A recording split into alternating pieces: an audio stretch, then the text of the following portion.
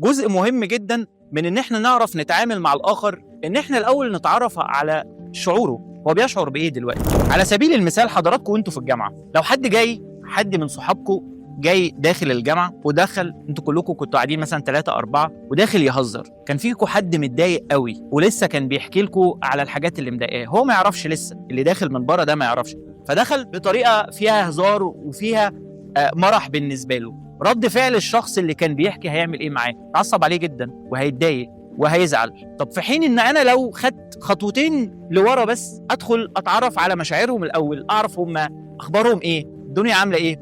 يمكن زمان افتكر وانا صغير حاجه انا كنت دايما بعملها وانا راجع من الدروس، دايما اول ما ادخل البيت اسال ماما بابا اخباره ايه، يعني هو كويس؟ وخاصه لما انا ابقى راجع متاخر، لان هو لو مش كويس ايه اللي هيحصل؟ انا عارف ان في ناس بتضحك دلوقتي او ممكن يكونوا افتكروا حاجه زي كده يعني، بس دايما كنا بنسال ايه الاخبار، لانه في الحقيقه في كل مره كان موده كويس، كانت الحاجات اللي بتحصل مش احسن حاجه بتعدي واليوم بيمشي ظريف جدا. فالفكره هنا على سؤال مشاعر الاخرين هو سؤال مهم جدا علشان يفيد حضراتكم في ايه؟ الطريقه المناسبه اللي انت محتاج تتعامل بيها مع الاخر.